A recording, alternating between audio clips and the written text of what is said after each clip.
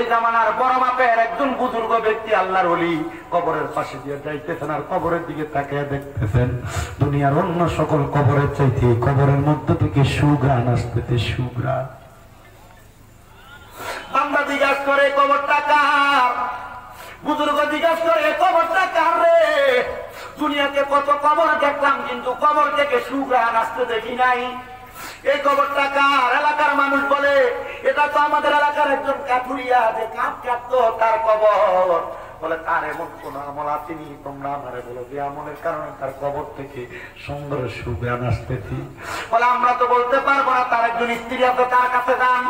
ওই স্ত্রীর কাছে গেলেন, স্ত্রীর কাছে যখন যায় স্ত্রীর কাছে যে জিজ্ঞাসা করে এ কাঠুরিয়ার স্ত্রী, তোমার কাছে আমার একটা প্রশ্ন, তুমি বলো আমারে।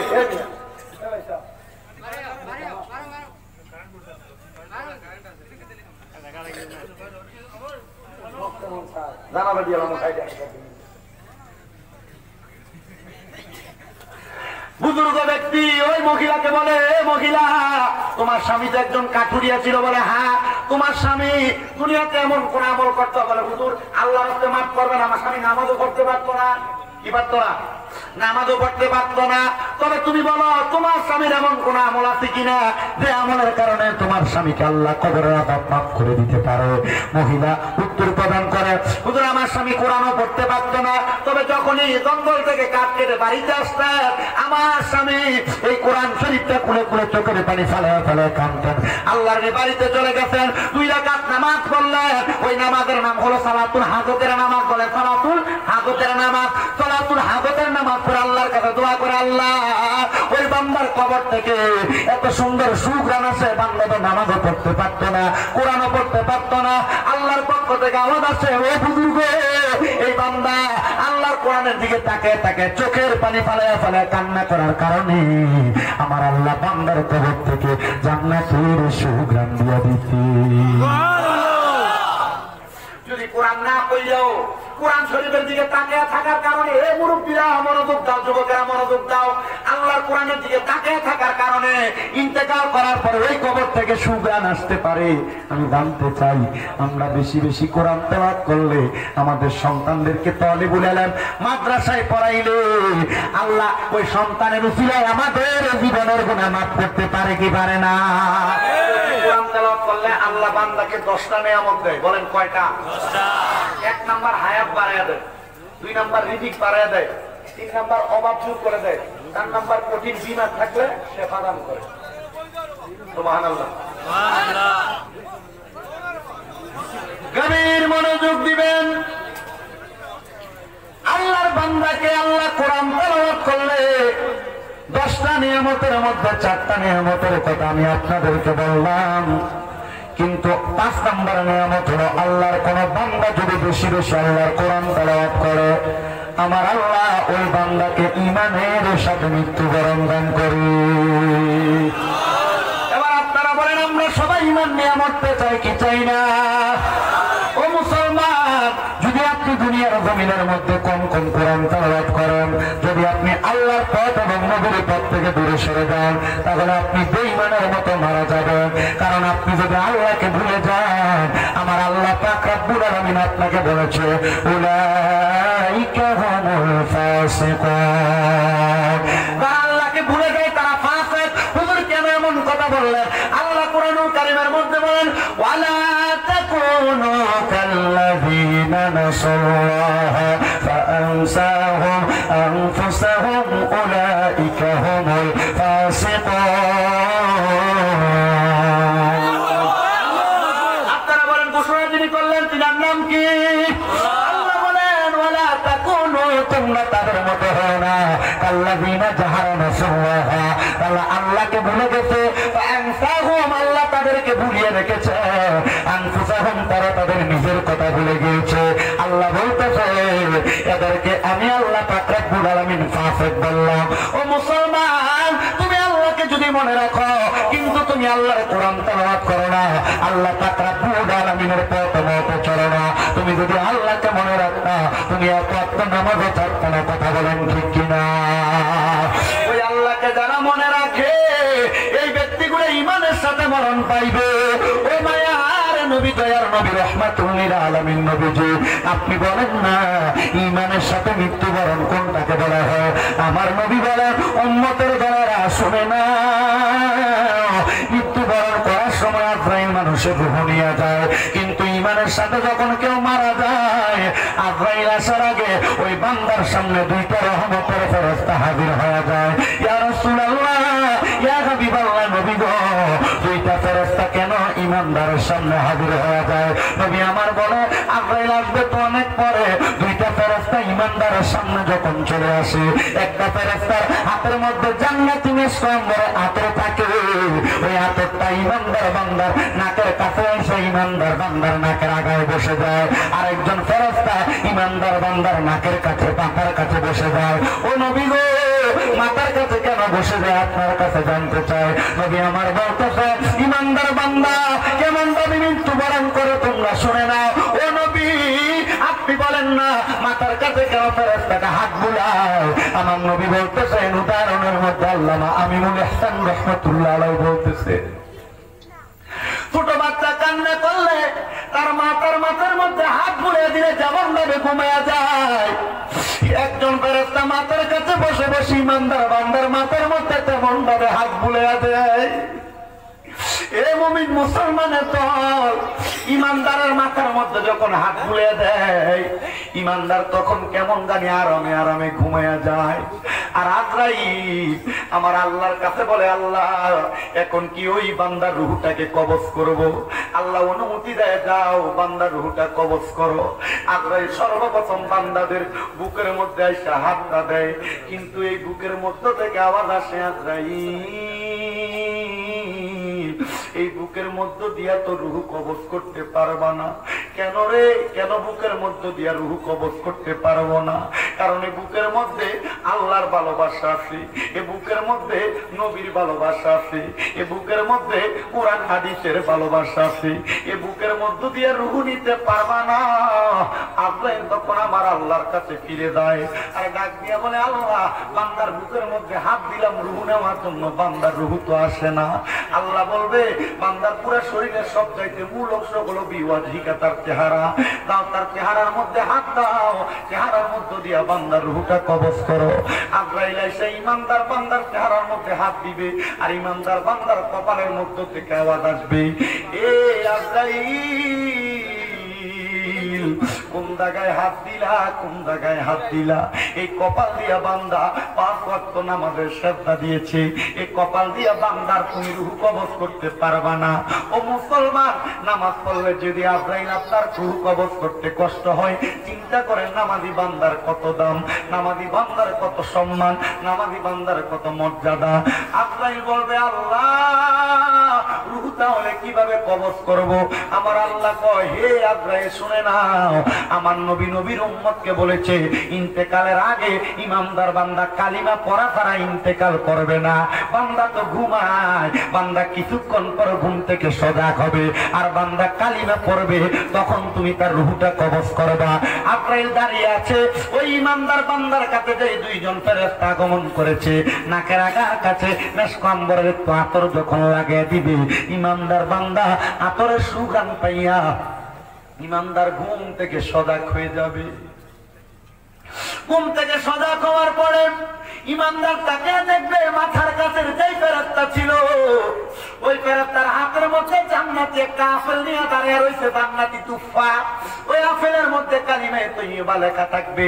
ঈমানদার বান্দা চক্ষুটা খোলার সাথে সাথে পড়বে লা ইলাহা ইল্লাল্লাহ মুহাম্মাদুর রাসূলুল্লাহ সাল্লাল্লাহু আলাইহি ওয়াসাল্লাম। জবান খুলে পড়েন আল্লাহু আকবার। আল্লাহ বলবে আজরাইল ঈমানদারের মুখ দ্বারা কালিমা পড়ার সময় একটা বাতাস বের হয়েছে, এই মুহূর্তে বাতাসের মাধ্যমে ইমানদারের রূহটা তুমি কবজ করো। আজরাইল, আপনি আমি যদি ইমানদার হই, আপনার আমার রূহটা আজরাইলের হাতের মধ্যে নিবে। এই এলাকার মধ্যে আপনারা বাইনা বলেন তো, যেটা হাতের মধ্যে থাকে না, পিছলে পড়ে যায়।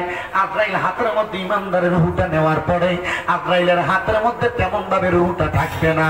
আজরাইল বলবে, আল্লাহ, ইমানদারের রূহ তো আমার হাতের মধ্যে থাকে না, আমি কি করব? আল্লাহ বলবে, এ ফেরেশতা আজরাইল, জান্নাতের মধ্যে যাও, জান্নাতের মধ্যে থেকে স্বর্ণের একটা পেয়ালা নাও, একটা রূপার পেয়ালা নাও, দেখো কোনটার মধ্যে ইমানদারের রূহটা থাকে। এবার ইমানদারের রূহ স্বর্ণের পেয়ালায় রাখার পরে দেখবে স্বর্ণের পেয়ালার মধ্যে থাকে না, রূপার পেয়ালার মধ্যে রাখার পরে দেখবে রূপার পেয়ালায় থাকে না। আজরাইল বলবে, আল্লাহ, ইমানদারের রূহ তো কোনো জায়গায় থাকে না, আল্লাহ রূহটা কি করব? আমার আল্লাহ বলবে, যে তোর রূহ স্বর্ণের পেয়ালায় থাকে না, রূপার পেয়ালায় থাকে না, তুমি রহমতের ফেরেশতার হাতের মধ্যে থাকে না, যাও যাও যাও, এই ফেরেশতাটা তুমি এই বান্দার রূহটা আবার বান্দার মাঝে ফিরিয়ে দাও। এবার আপনারা বলেন, আমার রূহ নেওয়ার পরে আবার যদি রূহ ফিরিয়ে দেয়, আমি কি জিন্দা না মরা? রূহ নেওয়ার পরে, রূহ ফিরিয়ে দেওয়ার পরে জিন্দা না মরা? ও মুসলমান, আল্লাহ কোরআনুল কারীমের মধ্যে বলেন, ওয়ালা তাকুলু লিমান ইউকতালু ফি সাবিলিল্লাহি আমওয়াত বাল আহইয়াউ ওয়ালাকিন লা তাশউরুন। জোরে জোরে পড়েন আল্লাহু আকবার।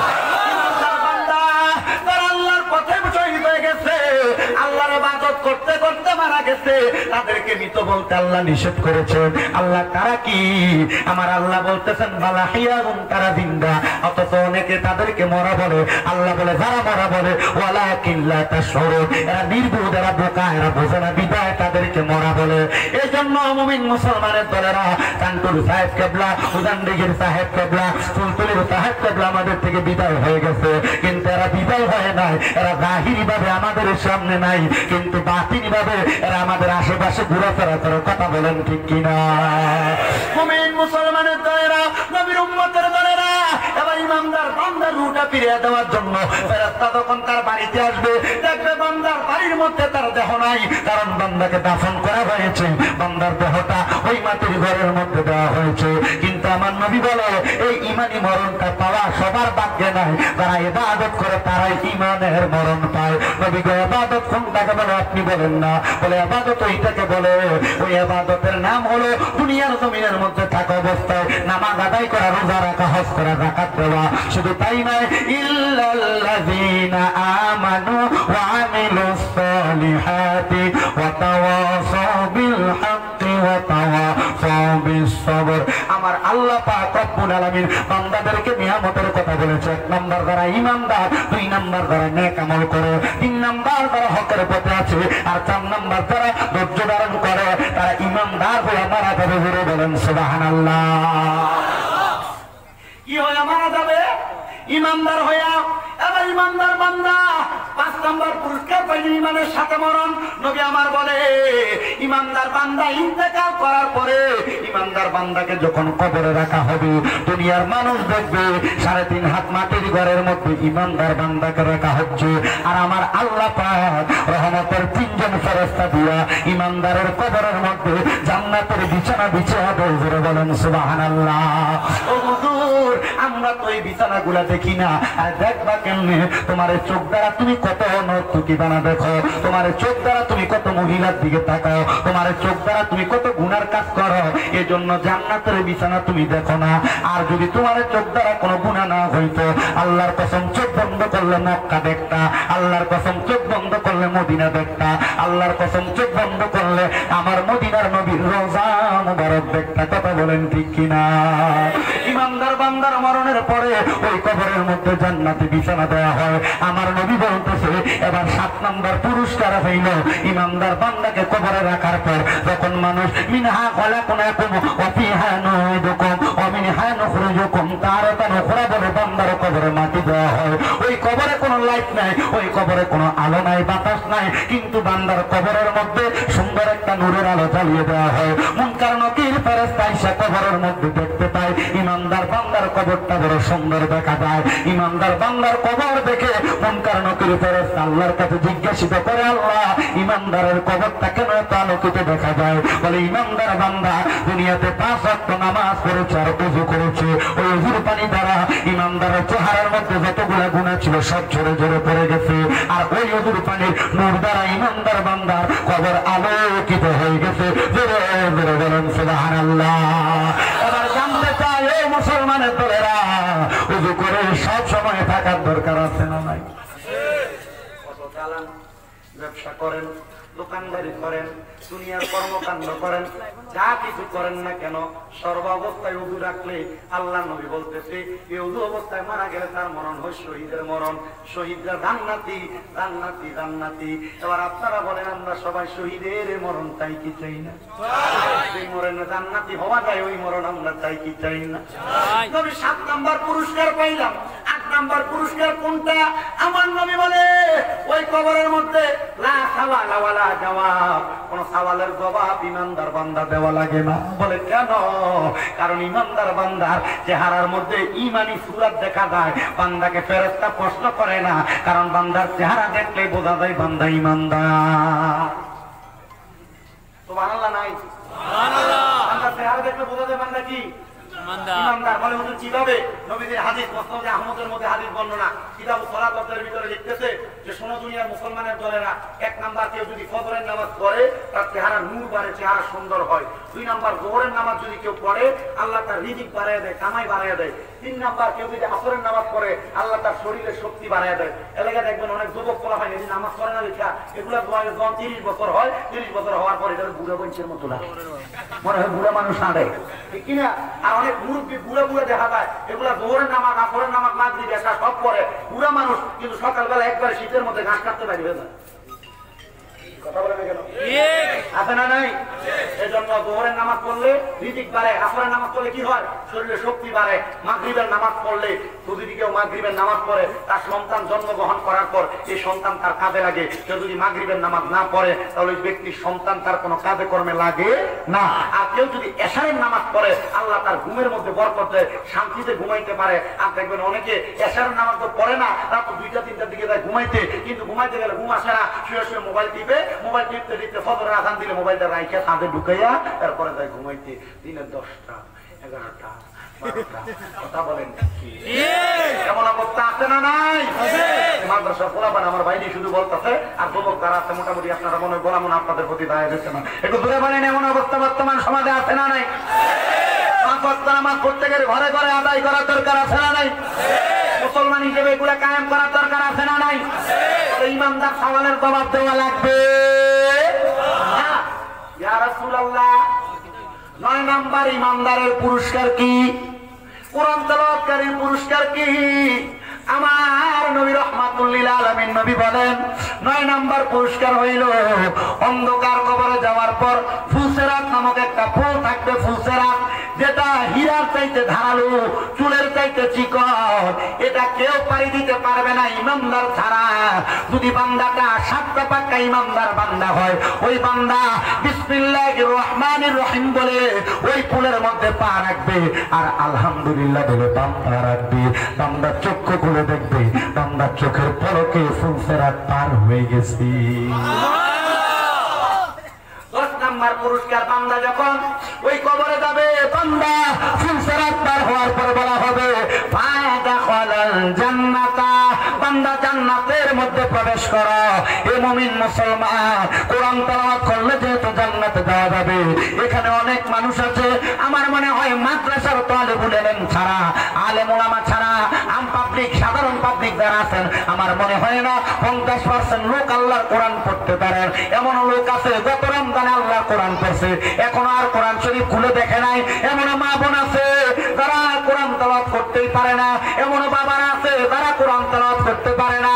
ও মুসলমানের দলেরা, আল্লাহর কোরআন যে পড়তে পারো না, আল্লাহ যদি তোমাকে আমাকে কাল ফুলসেরাতের পারে যদি প্রশ্ন করে কেন তুমি কোরআন তেলাওয়াত করতে পারো না, কি জবাব দিবা? কি জবাব দিবা?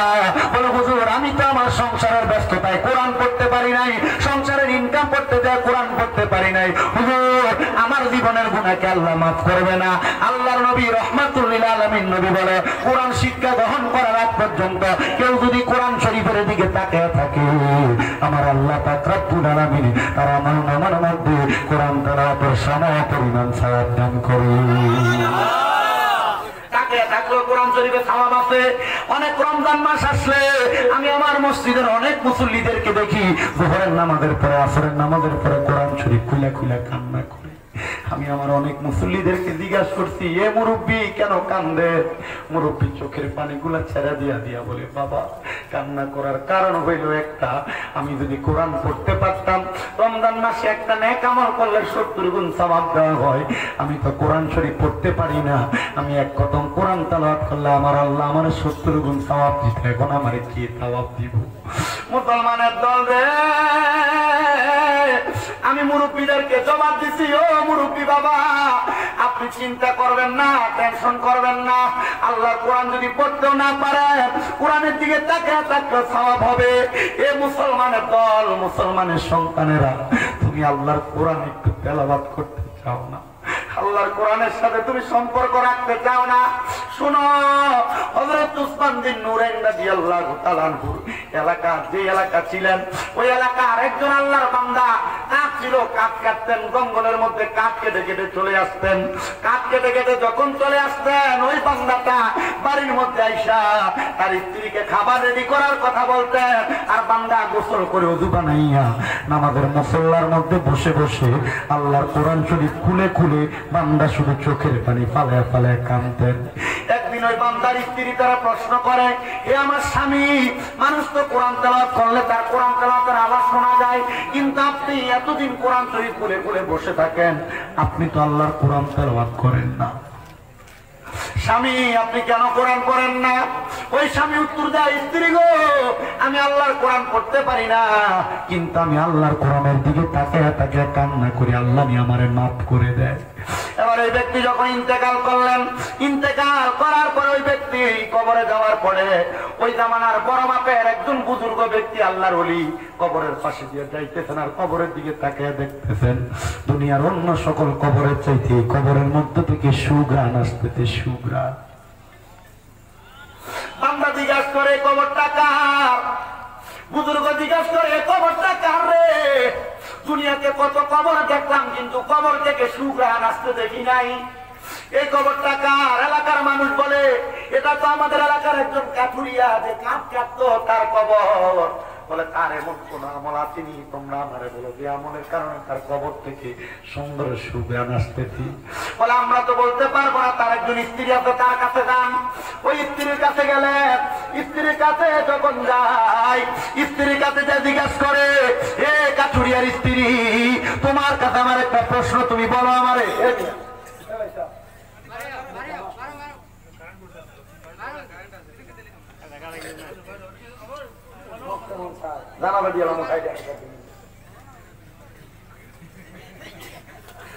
বুজুর্গ ব্যক্তি ওই মহিলাকে বলে, এ মহিলা, তোমার স্বামী তো একজন কাঠুরিয়া ছিল? বলে, হ্যাঁ।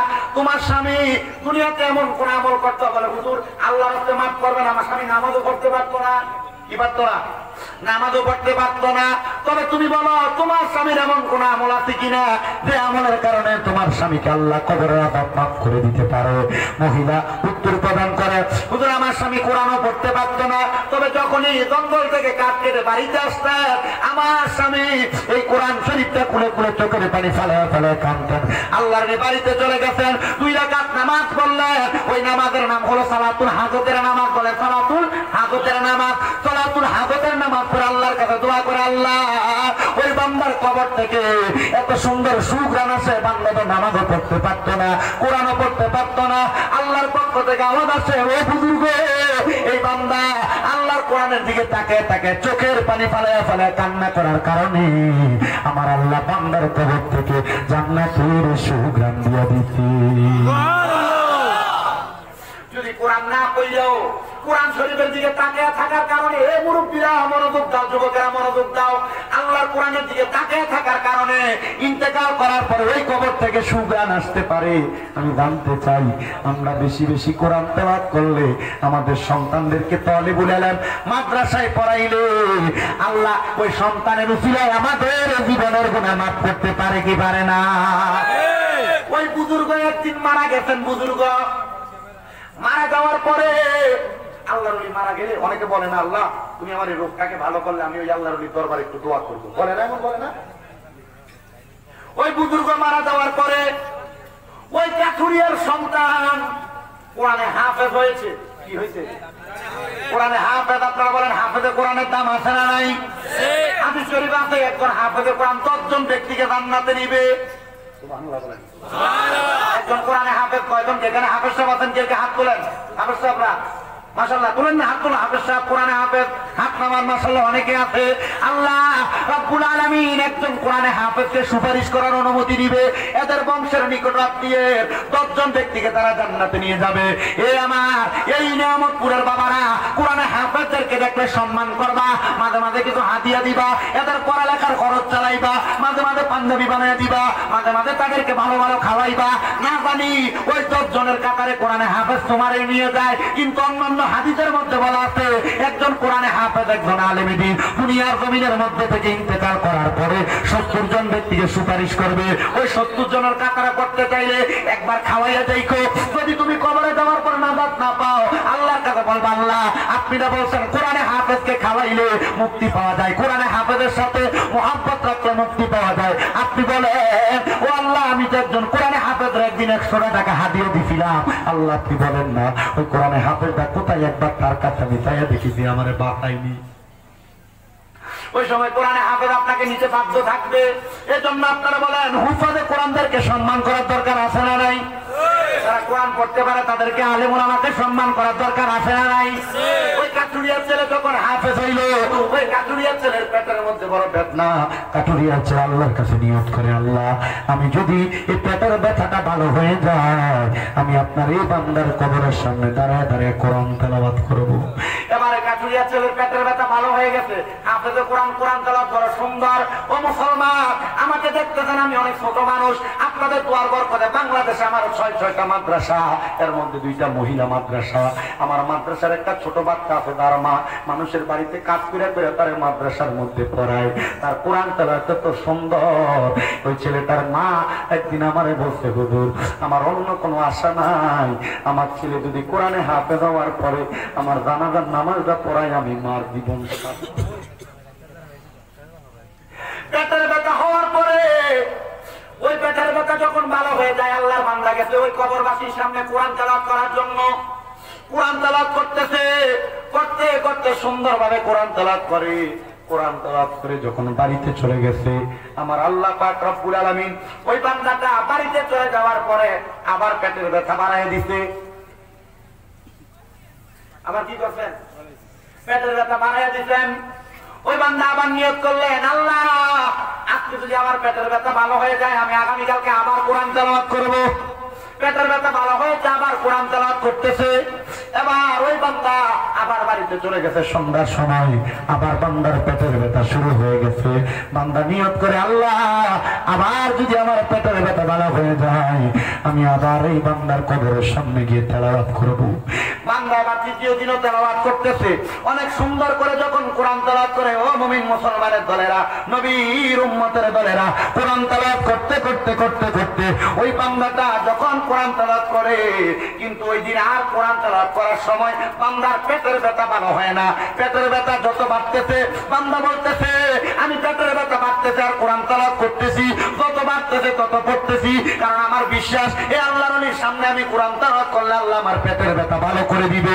বান্দা যখন বারবার বেশি বেশি করে কোরআন তেলাওয়াত করে, ওই বান্দা কোরআন তেলাওয়াত করতে করতে করতে করতে অনেকক্ষণ করলেন, এবার দেখে পেটের ব্যথা আর ভালো হয় না। ওই হাফেজে কোরআন রাগান্বিত হইয়া ওই কবরের মধ্যে বড় একটা জালি বেতের মতো জিংলা বেত নিয়া ওই কবরের উপরে 3টা বাড়ি দিছি।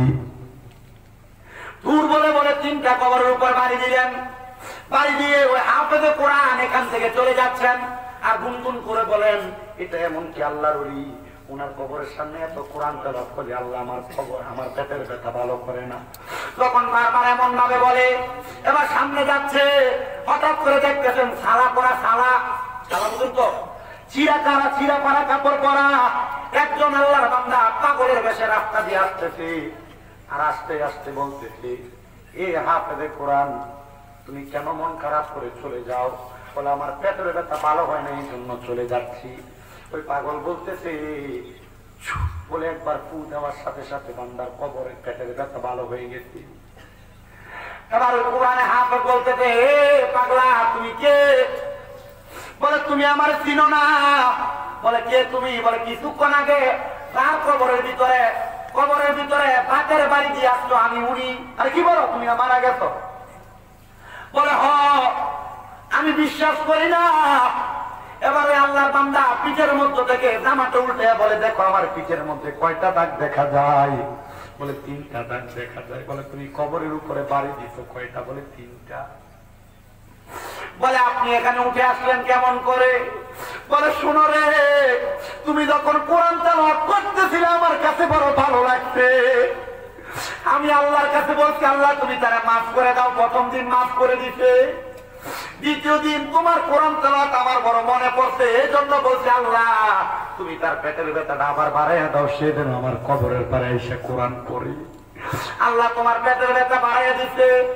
আমি আবার তৃতীয় দিন দোয়া করলাম, আল্লাহ এ বান্দা কোরআন তেলাওয়াত করেছে, আল্লাহ তুমি বান্দার পেটের ব্যথা বাড়াইয়া দাও, বান্দা যেন আমার কবরের পারে এসে কোরআন তেলাওয়াত করে। বান্দা রে, তৃতীয় দিন তুমি এত মজা করে কোরআন তেলাওয়াত করেছো, আমার কাছে বড় ভালো লেগেছে। ও বান্দা, আমি আল্লাহর কাছে বলছি, আল্লাহ এখন তুমি আর তার পেটের ব্যথা বালা করো না, আরো বাড়াইয়া দাও। বান্দা যখন তোমার পেটের ব্যথা বেড়ে গেছে, তুমি আরো সুন্দর কোরআন তেলাওয়াত করতেছো, বান্দা আমার কাছে আরো ভালো লাগতেছে। আল্লাহরে বললাম আরো বাড়াইয়া দাও, আল্লাহ আরো বাড়াইয়া দিতে, আর তোমার কোরআন তেলাওয়াত আরো সুন্দর লাগতেছে। বান্দা আমি বুঝি নাই তুমি যে রাগ করে আমার কবরের উপরে তুমি আঘাত করবা। এ মুসলমান, একটা আল্লাহর ওলি, একটা পাগল মানুষ যদি কবর থেকে একটা মানুষকে কোরআন তেলাওয়াতের ফজিলতের কারণে, দোয়া দেওয়ার কারণে তার জীবন পরিবর্তন, পেটের ব্যথা ভালো করে দিতে পারে, আপনারা বলেন আমাদের সন্তানকে একজন কোরআনে হাফেজ বানাইলে আমার আল্লাহ আমাদের জীবনের গুনাহ মাফ করতে পারে কি পারে না? তোমার সম্পদের অভাব নাই, কবরে যাবে না। টাকার অভাব নাই, কবরে যাবে না। জি, সম্পদের অভাব নাই, কবরে যাবে না। টাকার অভাব নাই, কবরে যাবে না। কবরে তোমার 3টা জিনিস যাবে, 3টা জিনিস। 1 নাম্বার দান সদকা, 2 নাম্বার একটা নেক সন্তান, 3 নাম্বার মানুষের দোয়া।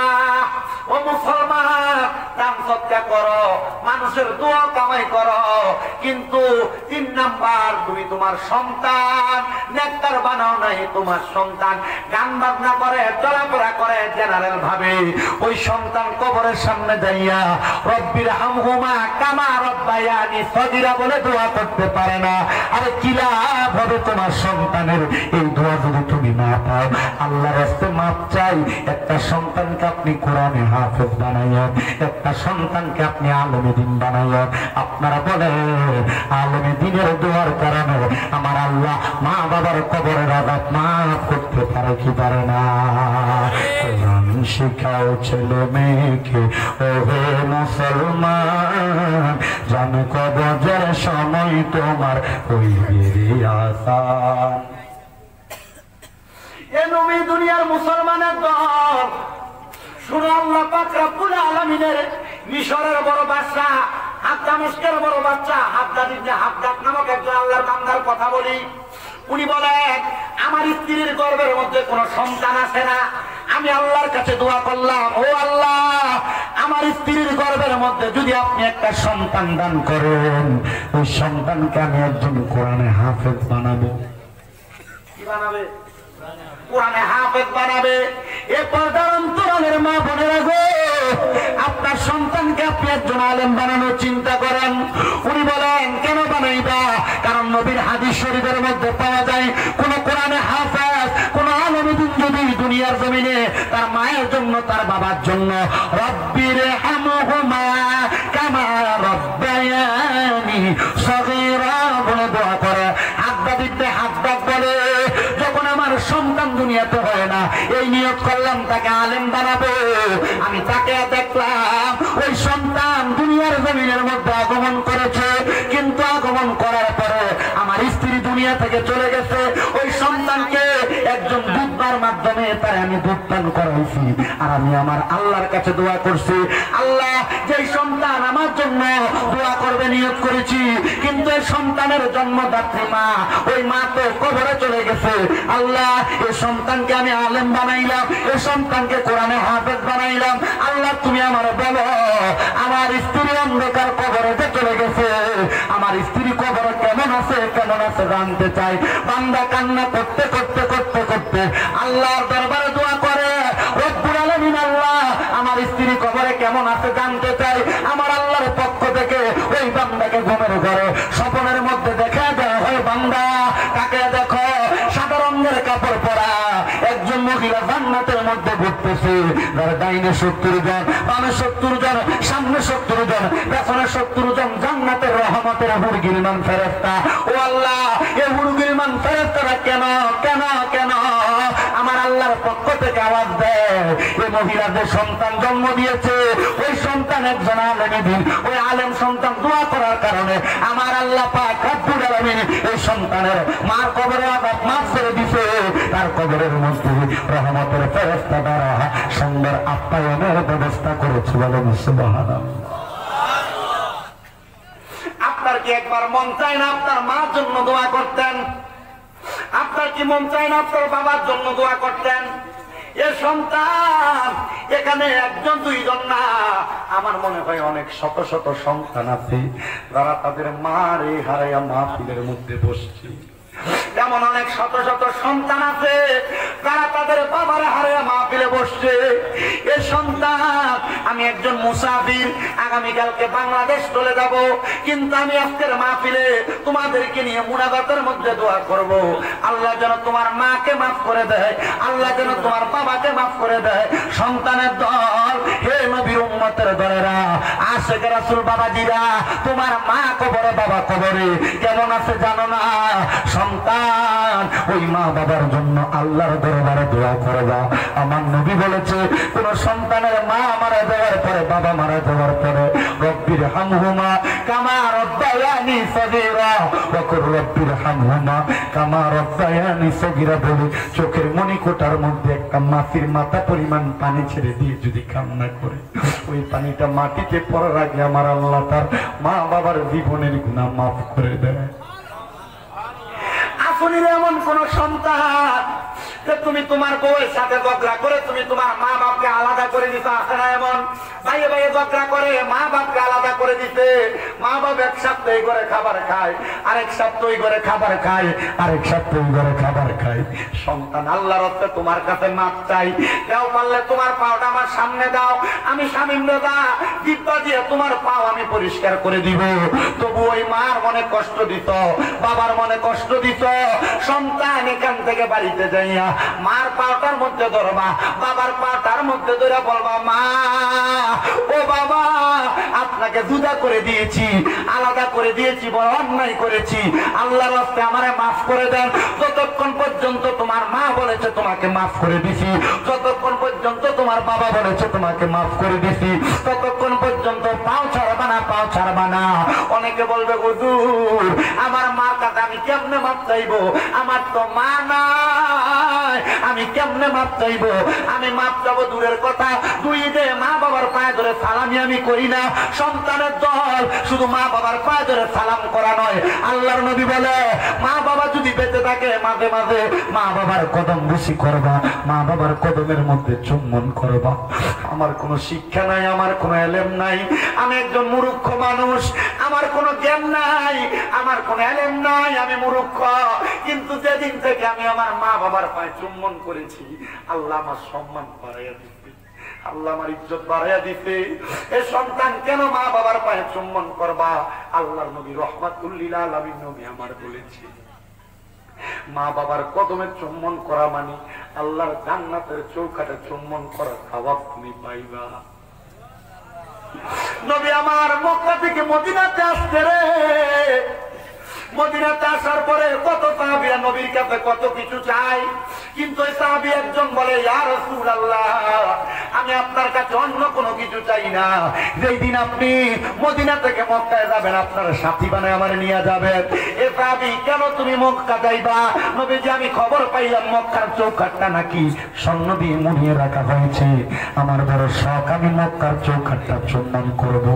কিন্তু পরের দিন ওই সাহাবী মক্কায় আসে, মদিনায় আসে নাই। দ্বিতীয় দিন মদিনায় আসে নাই, তৃতীয় দিন মদিনাতে আসে নাই। আমার নবী মক্কার উদ্দেশ্যে রওনা করলেন, আর ওই সাহাবী আমার নবীর সামনে যে দাঁড়াইয়া বলেন, ফিদাকা আবি ওয়া উম্মি ইয়া রাসূলুল্লাহ, আমার মা বাবা আপনার কদমে কুরবান হোক ইয়া রাসূলুল্লাহ।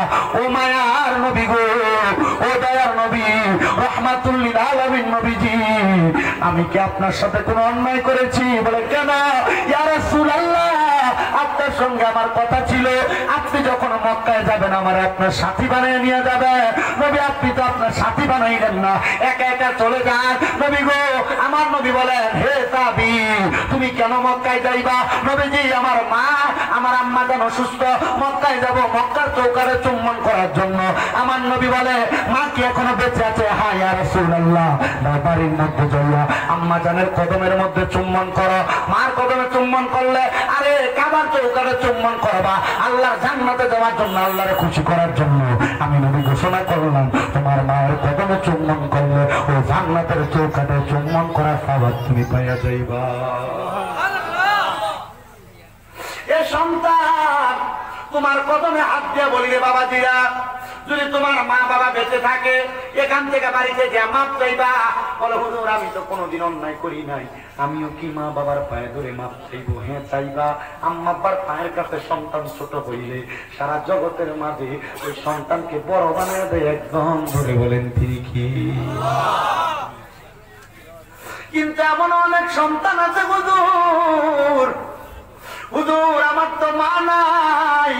তাদের বাড়িতে মা আছে, তারা বাড়িতে যে মার পায়ের মধ্যে ধরে মাপ চাইবে। হুজুর, তাদের বাড়িতে বাবা আছে, তারা বাড়িতে যে বাবার পায়ে ধরে মাপ চাইবে। হুজুর, আমার মা নাই, আমি কার পায়ে ধরে মাপ চাইব? হুজুর, তাদের বাড়িতে বাবা আছে, তারা তো বাড়িতে বাবার পায়ে ধরে মাপ চাইবে। আমার তো বাবা নাই, আমি কার পায়ে ধরে মাপ চাইব? এ সন্তানের দল, এ নবীর উম্মতের দল, মা বাবা যদি না থাকে আম্মা আব্বার কবরটা একটু জিয়ারত করবা। এই মাহফিল কবুল হবে কি হবে না, এটার গ্যারান্টি কেউ দিতে পারবে না। তবে আমি একটা গ্যারান্টি দিয়ে যাই, এ আমার নিয়ামতপুর এলাকার গোলারপাড় এলাকার বাবাজিরা, বন্ধুরা, দূর দূরান্ত থেকে আগন্তক আমার মুসল্লি বাবাজিরা, এই মাহফিল তখন সফল হবে মনে করবা যখন আগামীকালকে এলাকার মুরব্বীরা দোকানে বলে, হ্যাঁ শামীম দাদা বাংলাদেশ থেকে ওয়াজ করে গেছে, আর তার ওয়াজ শুই না আমার সন্তান আমার পায়ে ধরে মাপ চাইছে। এই ওয়াজ তখন কবুল হয়ে গেছে, তখন কবুল হয়ে গেছে। সন্তান, এলাকার মা বোনেরা যখন বলবে, হ্যাঁ শামীম দাদা ওয়াজ করে দেওয়ার পরে আমার সন্তান আমার পায়ে ধরে মাপ চাইছে, এর সন্তানেরা মা বাবার পায়ে ধরলে সন্তানের দাম কমবে না। আপনারা বলেন, ওই মা বাবা বেঁচে থাকলে মা বাবার মতো রত্নকে যত্ন করার দরকার আছে না? না, কারণ ওই মা বাবার মতো শ্রেষ্ঠ সম্পদ দুনিয়াতে আর কিছু নাই। ওই মা বাবার মতো শ্রেষ্ঠ সম্পদ দুনিয়াতে আর কিছু নাই। এজন্য আল্লাহর নবী বলেছেন, রিদার রাব্বি ফি রিদাল ওয়ালিদাইন, মা বাবার সন্তুষ্টিতে আল্লাহ সন্তুষ্ট হয়। এজন্য তোমাদের কদমে হাত দিয়ে বলি, ওই মা বাবারে সন্তুষ্ট করো। যদি আম্মা আব্বারে সন্তুষ্ট করতে পারো, সন্তান তোমার সম্পদের অভাব হবে না, টাকা পয়সার অভাব হবে না। অনেকে আছে মা বাপরে খাওয়ায় না, মা বাপরে পড়ায় না, তাদের মা বাবা নাই তারা জিজ্ঞাসা করে, মা বাবা খাওয়াইতে কষ্ট হইতে, এখন তার ঘরে কত শত শত মেহমান খাবার খায়, কিন্তু সে তার মাকে এক লোকমা ভাত মুখে তুলে খাওয়াইতে পারে না, মা অন্ধকার কবরে। এমন সন্তান আছে যার বাবা নিজে ফিরে লুঙ্গি পরে সময় কাটাইছে, ওই সন্তানকে দামি দামা কাপড় পরাইছে, সন্তানের দল। এখন তুমি হাজার হাজার লাখ লাখ টাকার মালিক, কিন্তু তুমি তোমার আব্বা জানকে 500 টাকা দিয়ে একটা লুঙ্গি কিনা পরাইতে পারো না। আব্বা জান অন্ধকার কবরে শুয়ে রয়েছে। কি হইব তোমার টাকা দিয়া, কি হইব তোমার পয়সা দিয়া? আল্লাহ জানা। আমাদের মা বাবা যারা কবরে, আম্মা আব্বার কবর জান্নাতের বাগান বানায়, কিন্তু যাদের মা নাই বাবা নাই এদের মতো কষ্ট আর কেউ নাই। আল্লাহ যেন মা বাবার কবরটাকে সন্তানের দোয়ার বরকতে মাফ করে দেয়, নবীজির উসিলায় মাফ করে দেয়, নবীজির উসিলায় মাফ করে দেয়। সবাই জবান খুলে পড়ে না আমিন।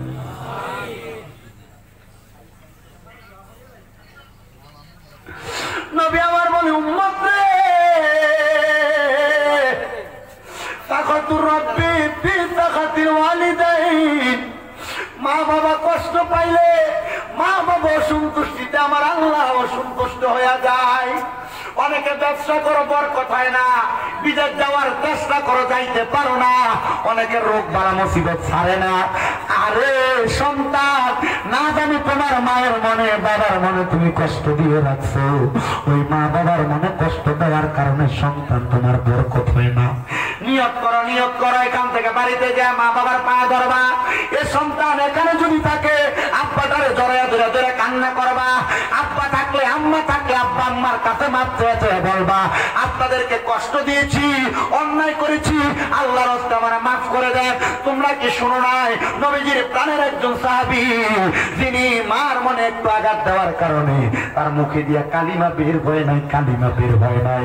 মা যখন বলেছে আমি মাফ করে দিচ্ছি, তখনই কালিমা পড়ে ওই ব্যক্তি ইন্তেকাল করেছে, সাহাবী ইন্তেকাল করেছে।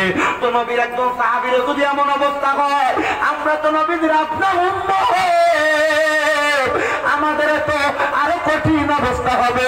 এর জন্য বাবাজিরা, এমন কঠিন অবস্থা আসার আগে মা বাবার প্রতি তুমি একটু নজর করো।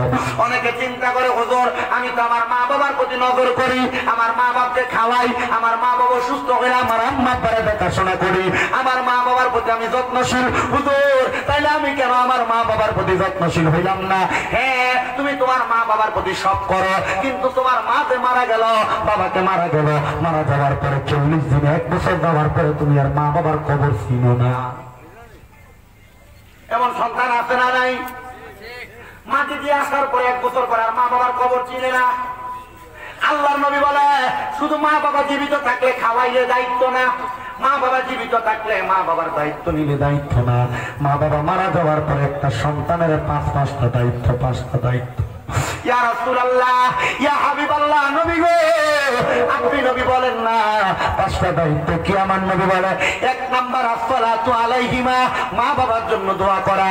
2 নাম্বার ওয়াল ইস্তিগফারু লাহুমা, আম্মা আব্বার জন্য ক্ষমা প্রার্থনা করা। 3 নাম্বার ওয়া ইনফাদু আহাদিহিমা, আম্মা আব্বার জন্য ওয়াদাগুলো পূরণ করা। মা বাবার ঋণ লাগে গেলে ঋণগুলো পরিশোধ করা, মা বাবা কারোর সঙ্গে কোনো ওয়াদা করলে পূরণ করা। আর 4 নাম্বার ওয়াসিলাতুর রাহমিল্লাতি লা তুসালু ইল্লা বিহিমা। অনেকে আছে মা বাবা মারা যাওয়ার পরে বোনের সাথে, খালার সাথে, বা মামার সাথে, নানির বাড়ির সাথে সম্পর্ক রাখে না। বাবা মারা যাওয়ার পরে চাচা জেঠাদের সাথে সম্পর্ক রাখে না। আল্লাহর নবী বলে শোনো দুনিয়ার মুসলমান, মা মারা যাওয়ার পরে, বাবা মারা যাওয়ার পরে এদের সঙ্গে সম্পর্ক রাখবা। এদের সঙ্গে তখন তুমি ভালো ব্যবহার করলে আল্লাহ তোমার মা বাবার কবরে আযাব মাফ করে দেয়। আর এমন সন্তান আছে বাবার বয়সী মুরব্বীদের সাথে বেয়াদবি করে, মার বয়সী মুরব্বীদের সাথে বেয়াদবি করে। বাবার বয়সী মুরব্বীরা কোনো কথা বললে শুনে না। আল্লাহর নবী বলে ওই ক্রমু সাদিকিহিমা, আব্বা আম্মার বয়সী মুরব্বীদেরকে সম্মান করবা। সম্মান করলে তুমি যখন তোমার বাবার বয়সী কোনো মুরব্বীদেরকে সালাম দিবা, সে যখন ওয়ালাইকুম আসসালাম বলবে, আল্লাহ তার সালামের জবাবের কারণে তোমার বাবার কবরের আযাব মাফ করে দিবে। করে না আমিন। আল্লাহ যেন নবী রহমাতুল লিল আলামিন নবীর উসিলায় আমাদের সবার বংশের কবর আযাব মাফ করে। আর যাদের মা বাবা বেঁচে আছে, আম্মা আব্বার হায়াতের মধ্যে বরকত দান করে। পড়েন আমিন। আসলেন নবী অবশেষে মানব বেশে এই ধরাতে, ওই নবীকে তাজিম করতে আল্লাহ বলছেন কোরআনে, ইয়া নবী সালাম